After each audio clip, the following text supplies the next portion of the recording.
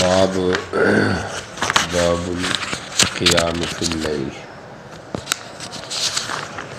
یہ باب چل رہا تھا باب فی صلاۃ اللیل، اور اس کی حدیث نمبر ہے 1353، حدیث حضرت عبداللہ ابن عباس رضی اللہ تعالیٰ عنہ، مشہور واقعہ ان کا جو انہوں نے رات گزاری تھی نبی پاک صلی اللہ علیہ وسلم کے گھر میں۔ یہاں پہ ایک لفظ ہے حتیٰ نفخا، یہاں تک کہ آپ نے خراٹے لیے، تو صحت مند آدمی کی علامت ہوتی ہے خراٹے نکالنا ہلکی آواز کے ساتھ۔ اچھا جی، پھر 6 رکھتے آپ نے کیا کی پڑھی؟ ہر دفعہ آپ ایسے ہی کرتے کہ مسواک کرتے اور وضو کرتے، یعنی بیچ میں آرام کرتے ہوں گے، لیٹ جاتے ہوں گے، لیٹنے کے بعد پھر اٹھ کے مسواک کر کے وضو کر کے دوبارہ نشاط کے ساتھ آپ کیا کرتے؟ نماز پڑھتے۔ وتر کی 3 رکعتیں بھی ہیں عثمان استاذ کے الفاظ میں، جو کہ حنفیہ کا مستدل ہے کہ وتر 3 رکعتیں، اور آپ عموماً یہ دعا کرتے تھے اللہم اجعل فی قلبی نورا واجعل فی لسانی نورا واجعل فی سمعی نورا واجعل فی بصری نورا واجعل خلفی نورا، نور کی زیادتی کا دعا کرتے، اور ظاہر بات ہے نور، ہر چیز نور نور ہے، قرآن بھی نور ہے، صراط مستقیم بھی نور ہے، جنت بھی نور ہے، صراط پل صراط سے گزرنا جو ہے یہ بھی نور ہے، تو یہ جامع سی دعا ہے۔ جی چلے۔ وبه قال حدثنا وهب بن بقية عن خالد عن حسين نحوه ومعاذ بن نور قال أبو داود وكذلك قال أبو خالد البلاني. وبه قال عن حبيب في هذا وكذلك قال في هذا، وقال سلمة بن قهيل عن أبي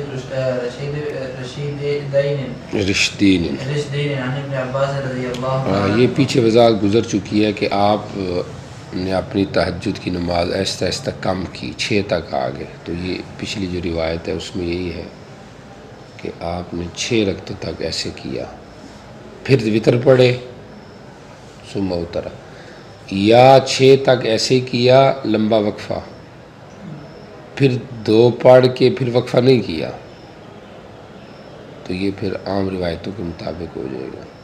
2 رکعتیں پڑھ کے اب وقفہ لمبا نہیں کیا، اب پھر 3 وتر اوپر ساتھ پڑھتی۔ جی چلیں۔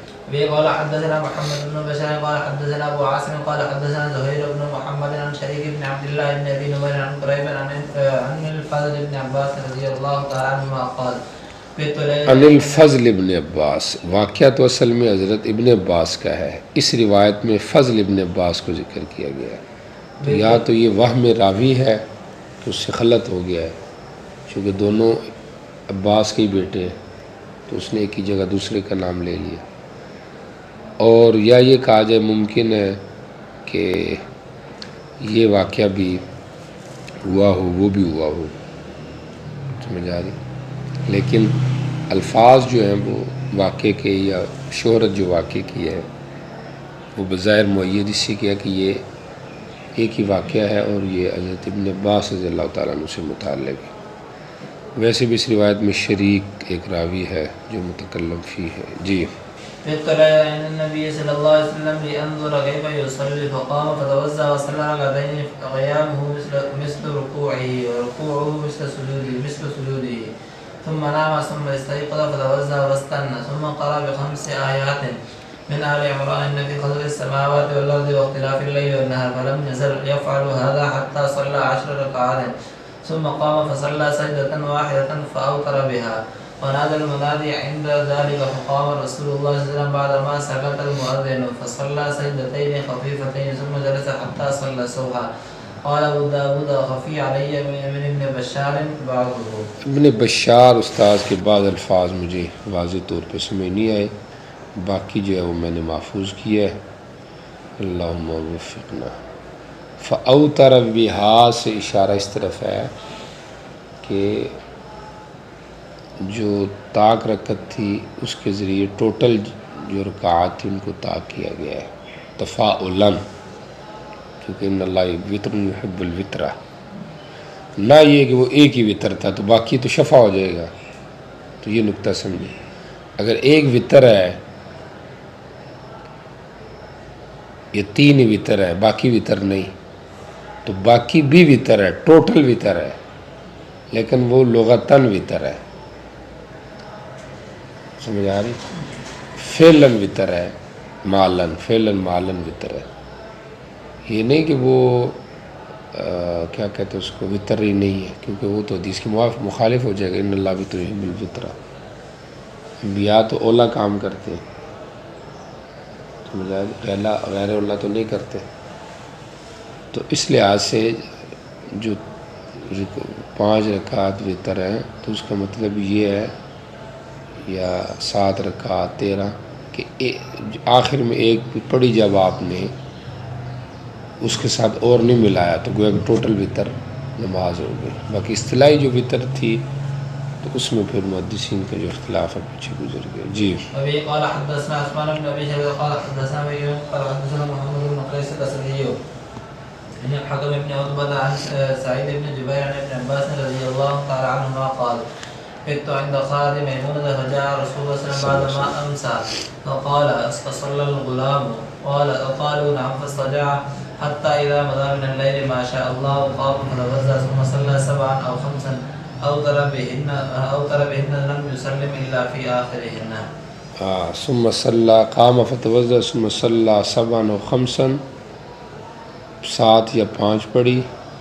اوتر بہن، کہ ان کے ذریعے سے ایثار کر دیا اور ان کے آخر میں اسلام پھر. یہ روایت پیچھے گزر چکی، اگر آپ کو یاد ہو. پیچھے تو 5 تک کے وطر کا ذکر تھا، جن میں یہ تھا کہ ان کے ذریعے آپ نے ایثار کیا اور آخر میں اسلام پھیرا. تو 5 رکعت وطر کا تو کوئی بھی قائل یعنی حناف میں سے نہیں ہے. جمہور تو ہر ایک قسم کی وطر کی قائل ہے، یہ شافعی اور حنابلہ.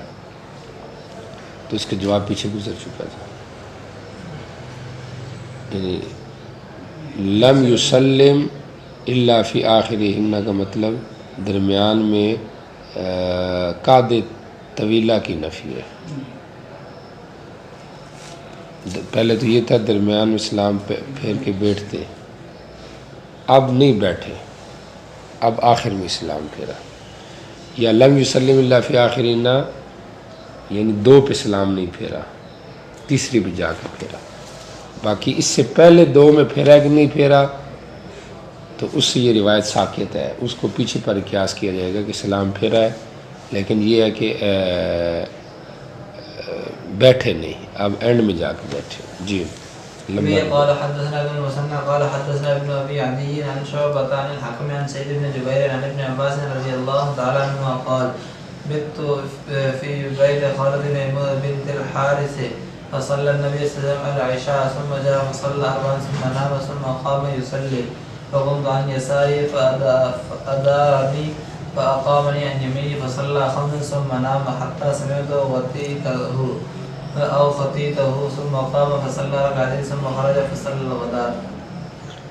ٹھیک ہو گیا. خطیط خراٹے ہی ہیں. جی چلیں.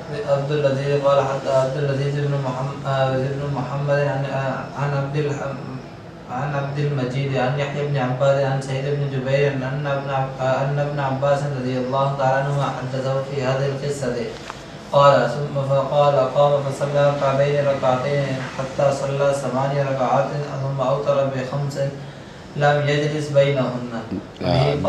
لم يجلس بينهن بالجلسة الطويلة. جی.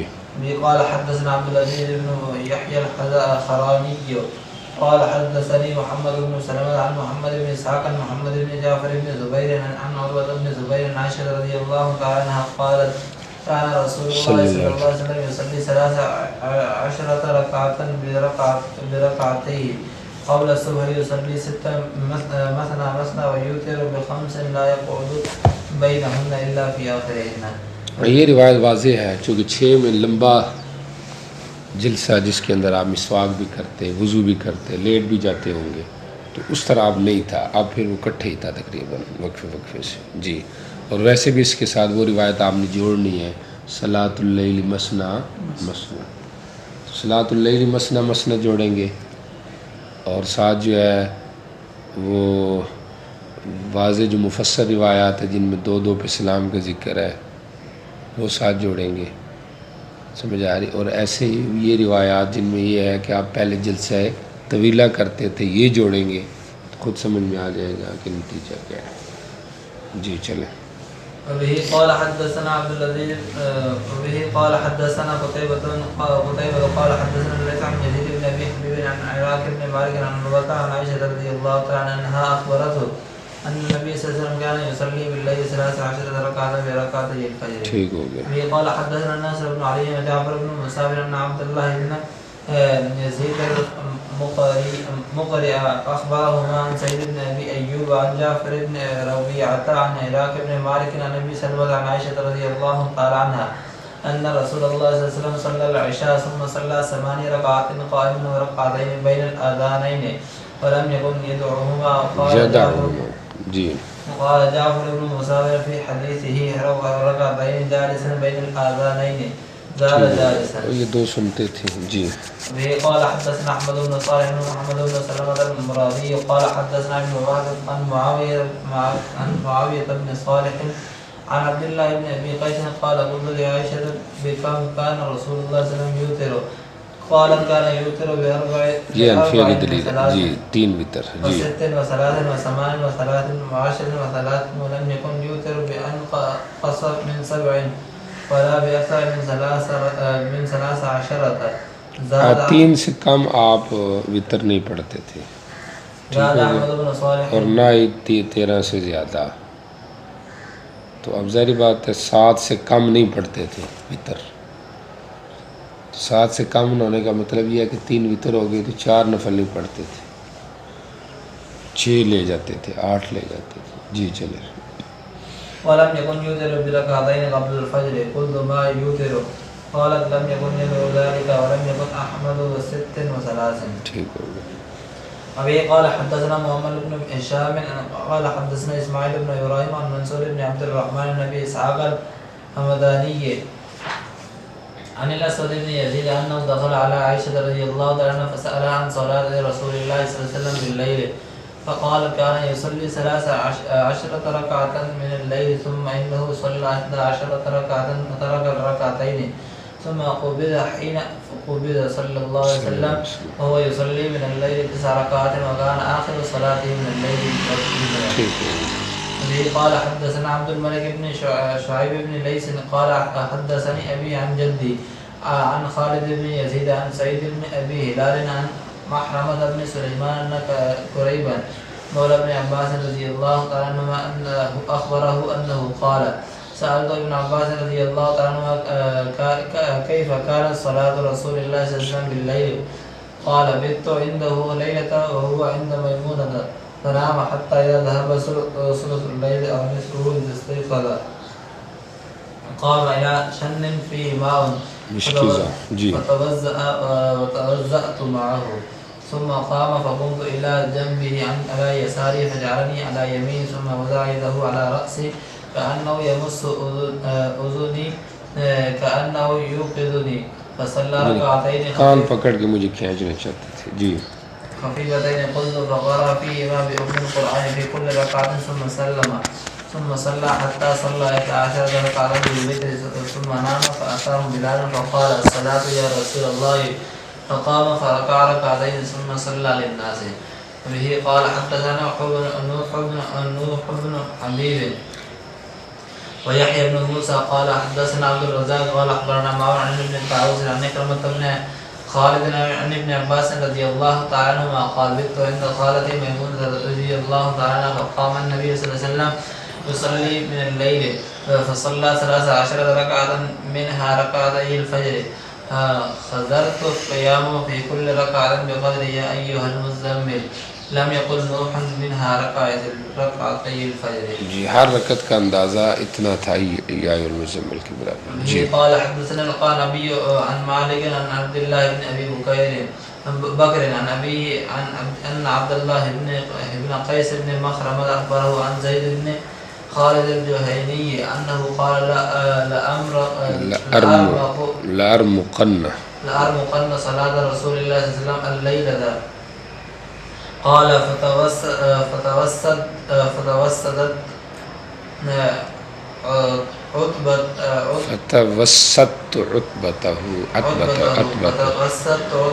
عتبتہ آپ کے خیمے کو یا پھر آپ کی خیمے کی جو چوکھٹ تھی اس کو میں نے وسادہ بنا لیا، یعنی اس پہ سر رکھا. سمجھ آ رہی؟ جی چلو. او فسطاط او فصلى رسول الله صلى الله عليه وسلم ركعتين خفيفتين ثم صلى ركعتين طويلتين یعنی بہت لمبی رکھتے سے اشارہ ہے، ایک دو ہی رکھتے تھے لیکن بہت لمبی تھی. جی ثم صلى ركعتين وهما دون اللتين یہ پہلے سے دو کم تھی. ثم صلى ركعتين دون اللتين قبلهما ثم صلى ركعتين دون اللتين قبلهما ثم صلى ركعتين دون اللتين قبلهما ثم اوتر فذلك 13 ركعة. به قال حدثنا القعنبي عن مالك عن محمد بن سليمان عن بريد مولى بن عباس ان عبد الله بن عباس رضي الله تعالى عنهما اخبره انه بات عند ميمونة زوج النبي صلى الله عليه وسلم وهي خالته قال فاستجعت في عرض الوسادة. دیکھیں تکیے کی چوڑائی میں صاحب دور منظور نے اس کی اچھی تفسیر کی ہے. یعنی تکیہ جو پڑا ہوا تھا نا وہ شمال جنوب میں پڑا ہوا تھا. یہ جنوب ہے، یہ شمال ہے مدینہ میں، ٹھیک ہو گیا، اور یہ مغرب ہے، یہ مشرق ہے. تو اس طرح تکیہ تھا.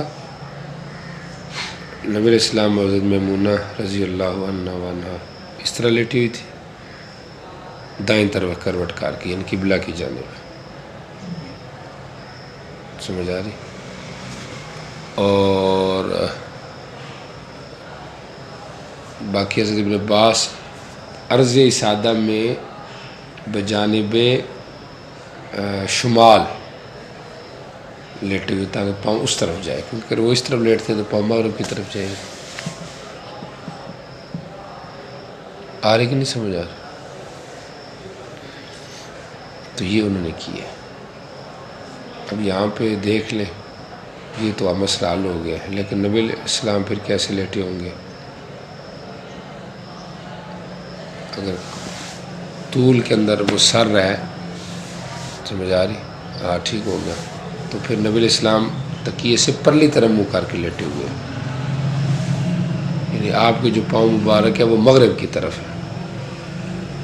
اب یہ چہرہ ہوگا نا قبلے کی طرف، لیکن تکیہ یہ ہے، ایک ہے پرلی طرف لیٹنے، ایک اس طرف لیٹیں گے پھر تو دائیں طرف یہ ادھر بن جاتی ہے نا بندے کی، تو پرلی طرف لیٹنا، اب دائیں اس طرف مغرب.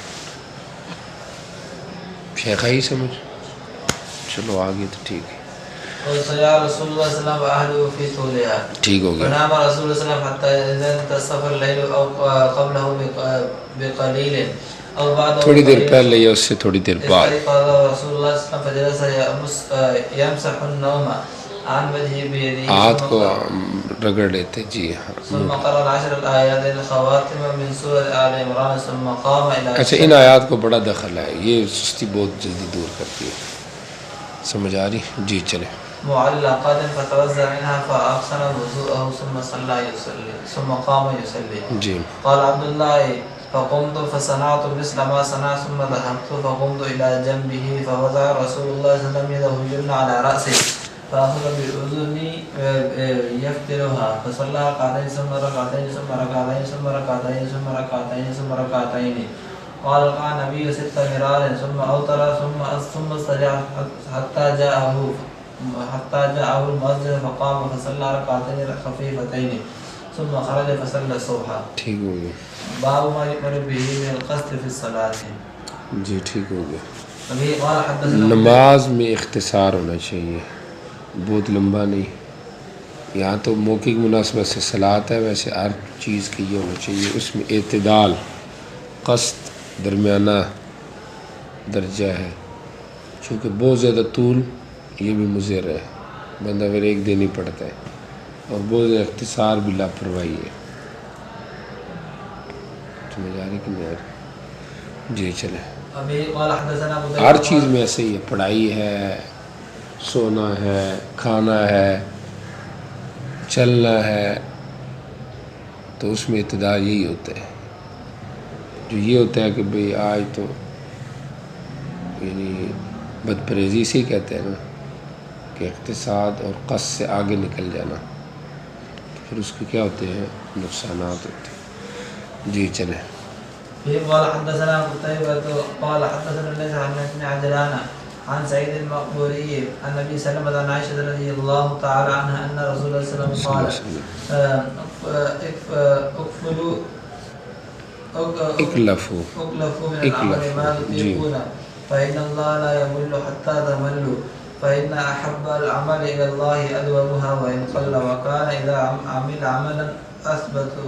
حضرت عائشہ رضی اللہ عنہ سے روایت نبی علیہ السلام نے فرمایا عمل سے تکلیف برداشت کرو جتنی طاقت ہو، اللہ نہیں اکتائے گا کہ تم اکتا جاؤ گے۔ تم یہ نہ سمجھو کہ ہم عمل زیادہ کریں گے تو اللہ تھک جائے گا ثواب دینے سے، تم تھک جاؤ گے وہ نہیں دیکھے گا۔ سب سے زیادہ محبوب اللہ کی طرف وہ دائمی عمل ہے اگرچہ تھوڑے ہو۔ وکان اذا عمل عمل اثبت ہو، جب آپ کوئی کام کرتے تو اس کو باقاعدہ کرتے، یہ بھی ایک اچھی شان ہے۔ اللہ اس کی بھی ہمیں توفیق دے کہ ہمیں مداوم العمل بنائے، سمجھ آ رہی ہے؟ کیونکہ یہ عیب ہوتا ہے یار، فلاں آدمی جو ہے کوئی کام کرتا ہے چھوڑ دیتے ہیں، 2 دن کرتا ہے چھوڑ دیتے ہیں، وہ اس سے تو ہوتا ہی نہیں، بس کچھ جذبہ ہوتا ہے، وقتی جذبہ۔ تو اس قسم کی باتیں اس طرف اشارہ کر رہی ہوتی ہیں کہ یہ مداومت نہیں ہے۔ تو فعل میں مداومت جس نے بھی کی ہے، سمجھ آ رہی، تو اللہ نے اس کو ترقی دی ہے۔ حضرت تھانوی رحمہ اللہ کی جو عادت ان کے خلفاء میں بھی رہی ہے، عیب بھی سی، حضرت تقی عثمانی صاحب جی مجدود میں بھی ہے، عمل میں مداومت بڑی ہے، کام یومیہ کرتے ہیں چاہے تھوڑا کریں، سمجھ آ رہی کہ نہیں، اس میں برکات ہوتی ہے، کیونکہ تھوڑا تھوڑا کام تھوڑے وقت میں بہت آگے جا چکا ہوتا ہے، اور ایک کام کو آپ جتنا بھی تیزی سے کریں تو وہ ایک دن کریں گے ہفتہ چھوڑ دیں گے، تو وہ تھوڑا تھوڑا کرتے رہیں تو وہ کام تو برابر ہی پہنچ جاتا ہے۔ جی چلیں۔ نبی قال حدثنا عبید اللہ بن سعد قال حدثنا عمی قال حدثنا ابي عن ابن اسحاق عن هشام بن عروة عن ابي عائشة رضي الله تعالى عنها ان النبي صلى الله عليه وسلم بعث الى عثمان بن مذعون فجاءه فقال يا عثمان ارغبت عن سنتي، میری سنت سے اعراض کر لیا آپ نے؟ جی۔ قال والله يا رسول الله ولكن سنتك اطلب، آپ کی سنت ہے۔ جی۔ واصلي واصوم وافطر وانكح النساء فاتق الله يا عثمان فان لاهلك عليك حقا وان لضيفك عليك حقا وان لنفسك عليك حقا فصم وافطر وصل ونام۔ یہ وہ ان صحابہ میں تھے نا جنہوں نے یہ قسمیں اٹھائی تھی کہ لو جی، ایک نے کہا تھا میں نکاح ہی نہیں کروں گا، ایک نے کہا جی میں افطار ہی نہیں کروں گا، اور ایک نے کہا میں سوں گا ہی نہیں۔ سمجھ آ رہی کہ نہیں آ رہی؟ جی چلیں۔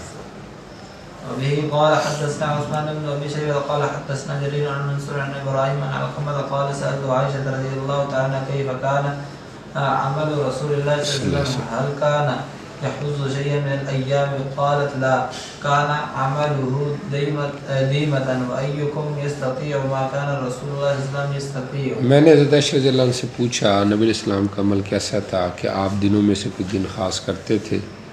انہوں نے کہا نہیں، آپ کا عمل دائمی تھا، اور جو تم میں سے طاقت رکھتا ہے، اور کون تم میں سے طاقت رکھتا ہے جو نبی علیہ السلام طاقت رکھتے تھے؟ یعنی اگر آپ کا کام مشکل بھی ہوتا آپ پھر بھی دائماً کرتے ہیں۔ سبحان اللہ، اللہ موفق، تو یہ بڑی بات ہے۔ جی چلیں۔ باب تفریح باب شہر رمضان باب فی قیام شہر رمضان۔ چونکہ نوافل کا تذکرہ ہو رہا ہے اور پیچھے قیام لیل کا بھی ذکر آیا، تو قیام شہر رمضان بھی اسی مناسبت سے آ گیا۔ ابھی قال حدثنا الحسن شہر رمضان کے حوالے سے یہاں ایک دو بات سمجھنی ہے کہ یہاں پہ مصنف نے کہا شہر رمضان، مطلق نہیں کہا باب فی قیام رمضان یا ابواب رمضان۔ ابن عدی کی ایک روایت ہے لا تقولوا رمضان فإنه اسم من اسماء اللہ تعالی، رمضان نہ کہا کرو کیونکہ اللہ کا نام ہے۔ اس سے بعض لوگوں کو یہ وہم ہوا کہ رمضان کو رمضان نہیں کہنا چاہیے، صرف بے رمضان، سمجھ آ رہی؟ بعض شافعیہ تو یہ کہتے ہیں کہ اگر کوئی قرینہ موجود ہے مثلا مہینوں کا تذکرہ چاہ رہا ہے تو اب بندہ کہتا ہے شعبان رمضان، اب کہہ سکتا ہے، ورنہ نہیں کہنا چاہیے، سمجھا؟ اور بعض نے کہا کہ مطلقاً نہیں کہنا چاہیے کہ جا رمضان، ذہب رمضان، داخل رمضان، یہ نہیں کہنا چاہیے۔ جمہور کی رائے یہ ہے کہ کہہ سکتے ہیں، کیا کہہ سکتے ہیں؟ کہہ سکتے ہیں رمضان، کوئی مسئلہ نہیں ہے، چونکہ عرف میں اس کی تغلیب ہو چکی ہے، رمضان کے مہینے پر نام کے لیے بولا گیا ہے، تو اس لحاظ سے عرف غالب ہو جائے گا، اس کو ترجیح ہوگا، ٹھیک ہوگا۔ باقی شہر رمضان اور قیام اللیل، شہر رمضان مانا تراویح، تراویح کا قیام اور قیام اللیل، اس کا جو فرق تھا پیچھے بتا دیے، سمجھ آ رہی کہ یہ دونوں الگ الگ چیزیں ایک نہیں، جو سونے سے پہلے ہے وہ قیام شہر رمضان ہے، جو سونے کے بعد ہے وہ قیام اللیل بھی ہے، تہجد بھی ہے، تو یہ فرق پیچھے ہو چکا ہے۔ باقی تراویح کا مسئلہ ہے، تراویح میں ایک بات تو ہے کہ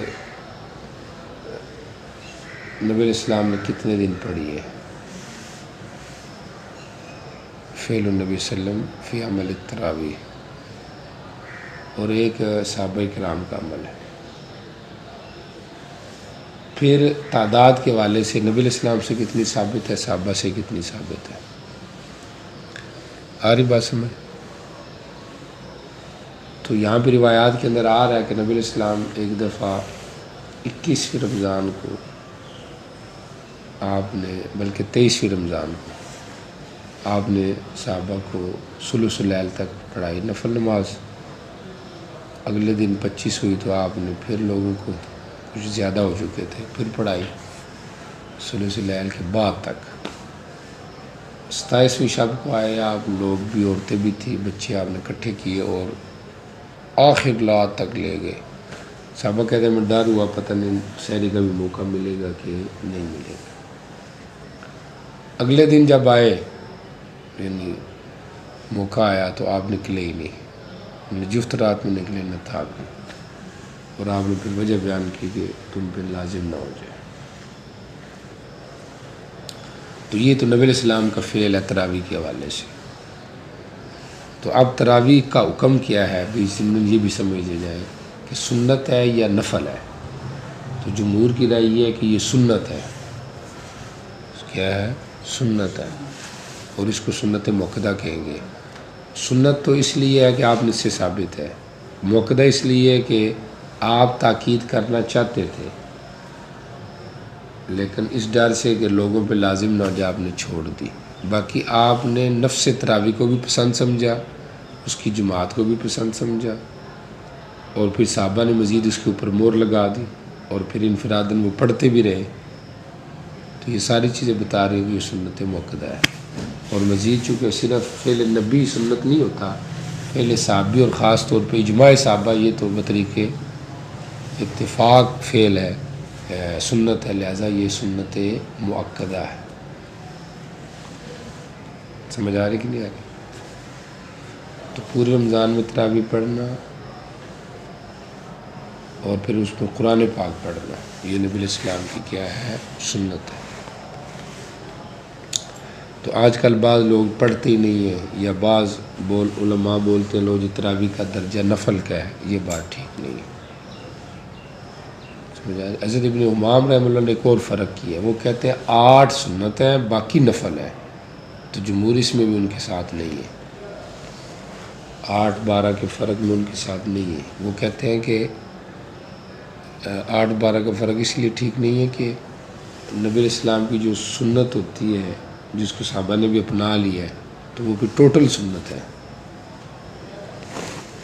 سمجھ آ رہی؟ باقی تعداد رکعات کی آگے آ رہی ہے، اس کے ساتھ بھی باس لگے گی۔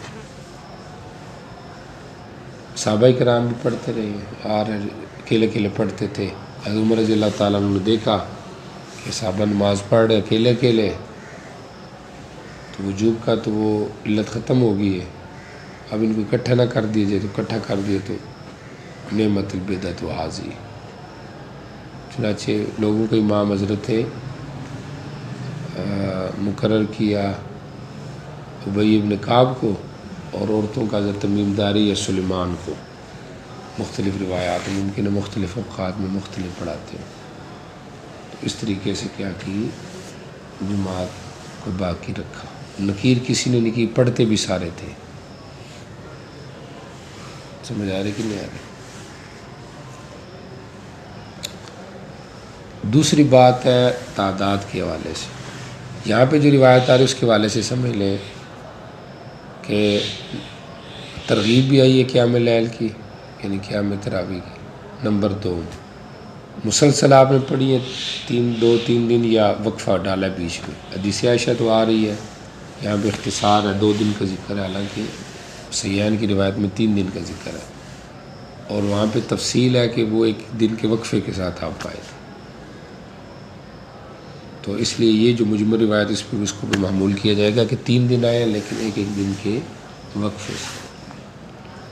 تعداد کتنی ہے نبی علیہ السلام سے ثابت؟ تو جمہور کیا اس کی تعداد نبی علیہ السلام سے کوئی متعین ثابت نہیں ہے. بعض اہل حدیث کہتے ہیں جی ثابت ہے 8 رکھتے ہیں، حدیث عائشہ لا تصل الحسنین و طولہن سے. لیکن جمہور بتا چکے ہیں کہ اس کا تعلق تراویح سے نہیں ہے، بلکہ اس کا تعلق قیام اللیل سے ہے، کیونکہ فی رمضان ولا فی غیر رمضان کا کیا مطلب ہے. ادھر آپ نے بھی سب کو ایک کر لیا ہے کہ رمضان میں جو پڑھی جاتی ہے وہ تہجد بھی ہے، وہ تراویح بھی ہے. اور ادھر آپ کیا کر رہے ہیں، ادھر آپ جو ہے نا وہ یہ کر رہے ہیں کہ جی 8 رکھتے ہیں، رمضان کے ساتھ خاص کر رہے ہیں اس حدیث کو. یا تو یہ کہو نا کہ 8 رکھتے ہیں اسی ٹائم پورے رمضان غیر رمضان میں. سمجھا؟ بہرحال نبی علیہ السلام سے جو تعداد منقول ہے غیر صحیحین میں، ابن عبان کی روایت کے مطابق تو 8 رکھتے اور 3 وتر. صرف اتنا سمان رکعات والوتری، 8 رکھتے اور وتر. یہ روایت ہے صاحب ابن یزید کی. اور یزید ابن رومان کی جو روایت ہے اس کے اندر جو ہے وہ 20 رکعتیں اور وتر کا ذکر ہے. سمجھ آ رہی؟ 20 رکھتے اور وتر اور 8 رکھتے اور وتر. روایات دونوں ضعیف ہیں، روایات دونوں کیا ہیں؟ ضعیف ہیں. نبی علیہ السلام سے جو تراویح منقول ہے اس کی جو تعداد ہے اس کے حوالے سے روایات دونوں ضعیف ہیں. 8 والی بھی ضعیف ہے اور 20 والی بھی ضعیف ہے.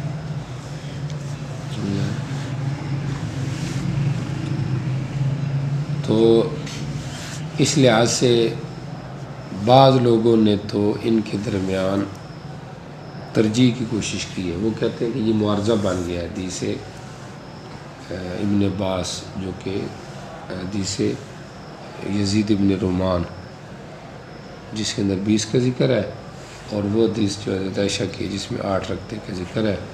لہٰذا ترجیح کس کو ہوگی؟ صحیحین کی روایت کو ہوگی جس میں یہ ہے کہ آپ 8 رکھتے وتر یعنی تراویح پڑھا کرتے تھے. یہ ان کی ہے. اور یا ابن امام کے مطابق یہ ہو جائے گا کہ 8 رکھتے سنت ہے اور باقی مفت.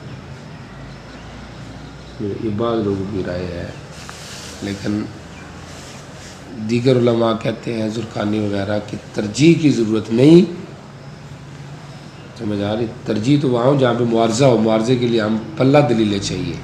یہاں پہ تطبیق کی ضرورت ہے، اور تطبیق یہی ہے کہ استقرار جو ہوا تراویح کا وہ جا کے 20 پر ہوا. سمجھ آ رہی؟ یعنی شروع سے چلی تو 8 بھی پڑھی ہوں گی آپ نے جیسے بھی ہے، لیکن جا کے جب استقرار ہوا، پکی بات ہوئی تو وہ 20 تھی. تو ان کے پاس دلیل کیا ہے؟ صاحب بن یزید کی روایت. صاحب بن یزید کی روایت پہ گو کہ ہمارے علماء نے یہ بھی جرح کیا ہے کہ صاحب بن یزید کے اندر روایت میں امام مالک متفرد ہے. امام مالک متفرد ہے 8 اور 3 کے وتر پر، لیکن سنن سعید ابن منصور میں ان کا مطابق موجود ہے. تو متفرد والی بات ٹھیک نہیں ہے. سمجھ آ رہی کہ وہ متفرد ہے. ہاں یہ ہے کہ ایک میں کم روایات کا ذکر ہے رکعات کا، ایک میں زیادہ کا ذکر ہے، اور پھر جن رکعات میں زیادہ تراویح کا ذکر ہے وہ ایک روایت نہیں کئی روایتیں ہیں، یزید ابن رومان کی، بہقی میں، ابن شیبہ وغیرہ میں، امام طاغی وغیرہ نے وہ آثار ذکر کیے ہیں کہ یہ رکعات بڑی ہے اور 20 تک چلی گئی ہے۔ سمجھ آئے؟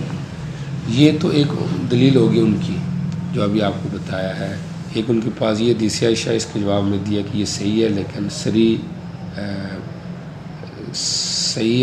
صریح نہیں ہے، اپنے مدعا پہ واضح نہیں ہے، اور جو ابن ابان کی روایت ہے وہ واضح ہے لیکن یہ ہے کہ وہ ضعیف ہے۔ ہمارے پاس ایک دلیل وہ یزید ابن رومان کی روایت موطا امام مالک کے اندر ہوئی۔ نمبر 2 ہمارے پاس حضرت علی رضی اللہ تعالیٰ عنہ نے نقل کیا ہے کہ اصحاب علی اور حضرت عمر کے اصحاب جو ہیں ان سے 20 رکعت تراویح منقول ہے، تو مطلب صحابہ کا عمل اور فعل 20 رکعت کو واضح کر رہے ہیں، اور ایسے جو انہوں نے روایت پیش کی ہے اس کی اکثر طرق کے اندر بجائے 11 کے 20 کا ذکر ہے، لہذا 20 ہی ثابت ہے۔ کیا ثابت ہے؟ 20 نبی علیہ الصلوۃ والسلام سے۔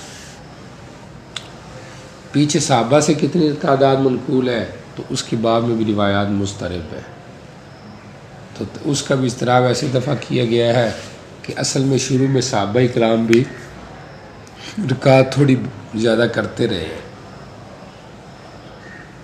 سمجھ آ رہی، اور زیادہ لے گئے ہیں 36 تک، جیسے امام مالک کا قول ہے کہ اہل مدینہ چونکہ مطواف نہیں کر سکتے تھے تو یہ 4 کے بعد 4 اور پڑھ لیتے تھے، تو ترویح کل کتنے بیچ میں؟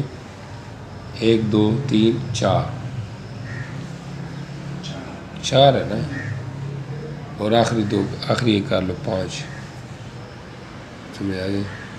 تو اب 4 چوکے 16، تو 4 ترویح 4 ضرب 4 16، تو 16 اور 20 36، تو 36 بن گئی، لیکن بعد میں پھر وہ واپس آ کے ان کا استقرار 30 پر ہوا، اس سے ساری روایات آپس میں کیا ہو جائیں گی؟ جمع ہو جائیں گی، چونکہ حضرت امام نووی کہتے ہیں تراویح کے باب میں 4 قسم کی روایات ہیں، سمجھ آ رہی؟ 11 کی، 13 کی، اور پھر اس کے بعد 20 کی، 23 کی، تو 23 20 تو آسان ہو گیا، 3 وتر اور بغیر 20، سمجھ آ رہی؟ اور باقی 11 13 بھی سمجھ آ گیا آپ کو کہ 8 جو ہے وہ ہو جائے قیام اللیل یا پھر تراویح، اور باقی 3 ساتھ کیا ہو جائے؟ وتر ہو جائے، 11 2 نفل ساتھ ملا لیں یا فجر کی سنتے اینڈ والی، تو 12 نفل ملا لیں تو یہ کتنی بن گئی؟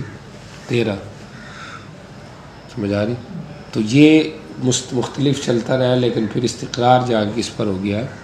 20 پر ہو گیا۔ تو بہرحال رمضان کا جو قیام ہے جس کو تراویح کہا جاتا ہے، تو اس کی جو تعداد ہے وہ آپ کو بتا دی کیا ہے۔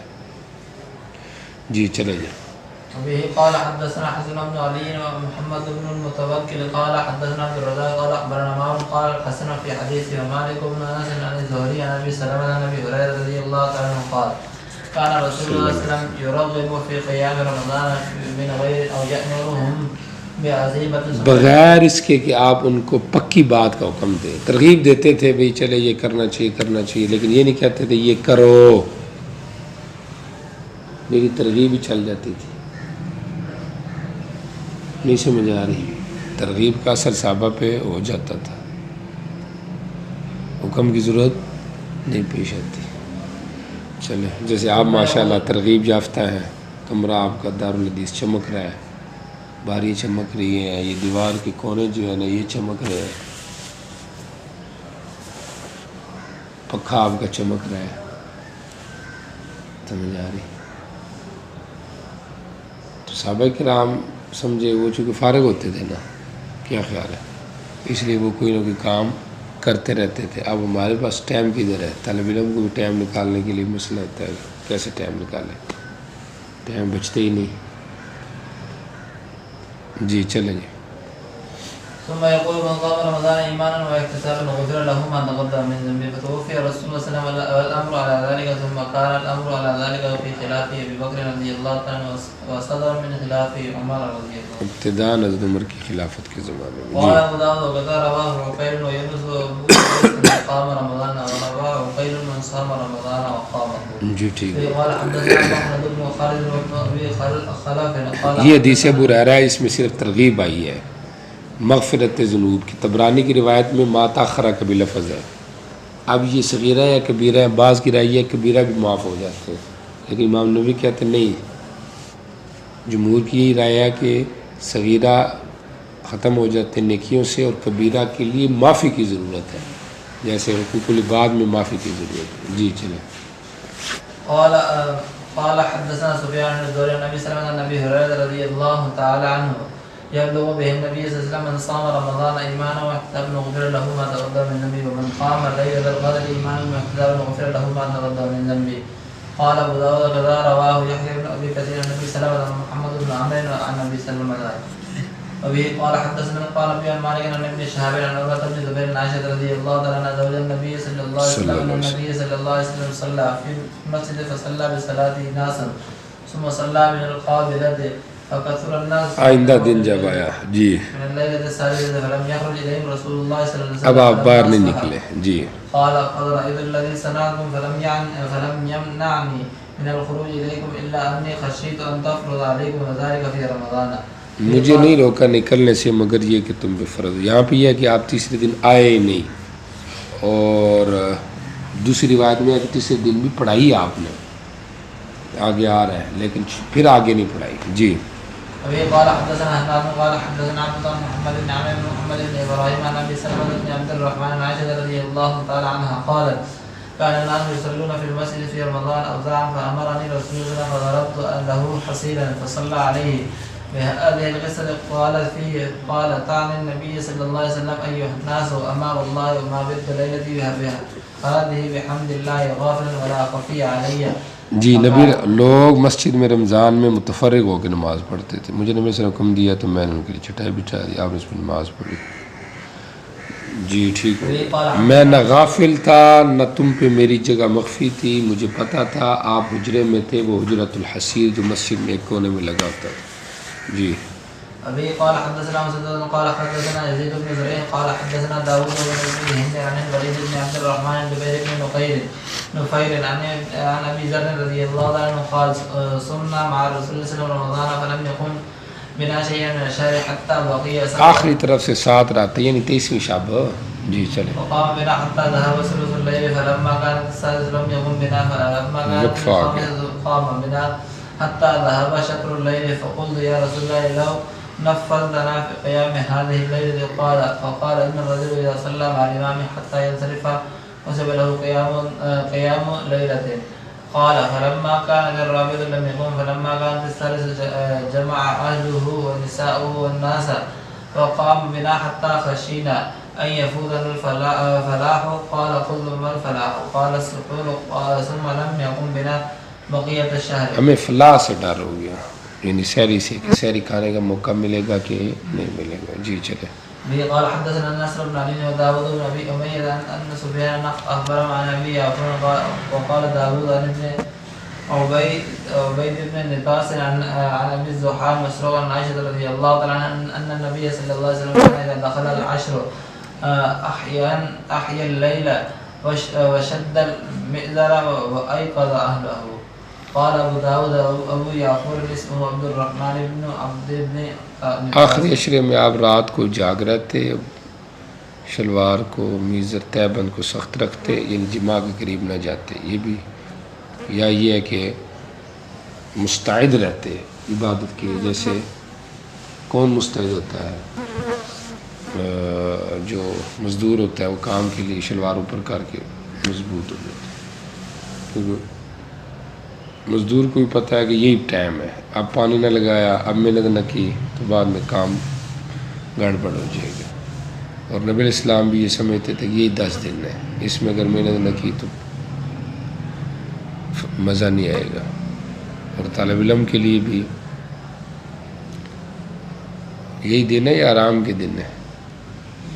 اب دو قسم کے طالب علم ہے، کچھ کا یار بڑا پڑھ لیے پیچھے اب تھک گیا، یہ تو سال آرام کیا، پھر پتہ نہیں مدرسے میں اس طرح کے مزے ملیں گے کہ نہیں ملیں گے. کیا خیال ہے؟ ٹکا کے کھانا کھا کے ٹکا کے سوئے، سمجھ آ رہی؟ نہ اٹھنے کا غم نہ سونے کا غم. اور کچھ ایسے بھی ہوں گے جو کہیں گے کہ یار پھر پتہ نہیں ٹائم ملے گا کہ نہیں ملے گا. تو مستعد رہیں، محنت کریں، گپ شپ کم لگائیں. سمجھ آ رہی؟ اب دونوں قسم. اب آپ کس قسم میں داخل ہیں یہ آپ کو پتہ ہے. سمجھ آ رہی؟ جی چلیں. ابھی قال حدثنا احمد بن سعيد الحمداني قال حدثنا عبد الله بن وهب قال اخبرني مسلم بن خالد عن العلاء بن عبد الرحمن عن ابي هريره رضي الله تعالى عنه قال خرج رسول الله صلى الله عليه وسلم فإذا الناس في رمضان يصلون في ناحية المسجد فقال ما هؤلاء؟ فقيل هؤلاء ناس ليس معهم قرآن. أبي بن كعب يصلي وهم يصلون بصلاته فقام النبي صلى الله عليه وسلم أصابوا وقال ابو داود ليس هذا الحديث بالقوي ومسلم بن خالد. نبی اسلام نکلے، کچھ لوگ رمضان میں مسجد کے کونوں میں نماز پڑھے. ہم نے کہا انہیں کیا ہوا ہے؟ کہا گیا یہ لوگ ان کے پاس قرآن حافظ نہیں ہے، یہ حضرت ابی ان کو نماز پڑھا رہے ہیں اور یہ اپنے ان کی نماز سے نماز پڑھ رہے ہیں. مطلب جو مقدار سنت ہے تلاوت کی وہ نہیں ان کو آتی، پورا قرآن کے حافظ نہیں، یہ سن رہے ہیں تاکہ ثواب حاصل کریں. تو نبی علیہ السلام نے فرمایا بہت اچھا کیا انہوں نے، بڑے ہی اچھا کیا. اب یہاں پہ یہ ظاہر شبہ ہے کہ حضرت ابی کی جو قاری بننا تھا وہ تو حضرت عمر کے دور میں تھا، نبی علیہ السلام کے دور میں تو تھا نہیں. تو یہاں تو نبی علیہ السلام کا حوالہ آ رہا ہے. تو اس لیے کہا گیا ایک جرات امام داؤد نے خود کیا کہ مسلم بن خالد روایت ہی ضعیف ہے. اور دوسرا جواب یہ بھی دیا گیا ہے ممکن ہے کہ یہ نبی علیہ السلام کے دور میں بھی واقعہ پیش آیا ہو حضرت ابی، اس لیے حضرت عمر نے ان کا چناؤ کیا ہو. تو تراویح کے باب میں صحابہ کرام کا جو عمل رہا ہے، سمجھ آ رہی ہے، وہ بھی میں نے کہا نا مختلف ہے. حضرت عمر رضی اللہ تعالیٰ عنہ کے دور میں جو استقرار ہو گیا وہ 20 پر ہو گیا، سمجھ آ رہی. اور اس کی دلیل یہی تھی کہ بعد میں اب تک یہ اس رمضان تک، اب اس رمضان میں کیا ہوا ہے، کہتے ہیں اس رمضان میں انہوں نے اس طرح نہیں پڑھی 20 رکھتے تراویح کی، تھوڑی پڑھی 8 پڑھی، واللہ اعلم. بہرحال اب تک یعنی 1400 سال گزر گئے، سمجھا. تو 1450 سال تک یہاں پہ حرمین میں 20 رکعتیں پڑھی گئی ہیں، پڑھی جاتی رہی ہیں. فقہ بدلی ہیں، امام بدلے ہیں، لیکن وہ اتنی رہی ہے شکل، سمجھ آ رہی. تو پتہ چلا کہ صحابہ کا جو استقرار ہوا ہے تراویح کی تعداد پر وہ 20 رکعات تھی. تو لہٰذا سنت یہی ہے کہ 20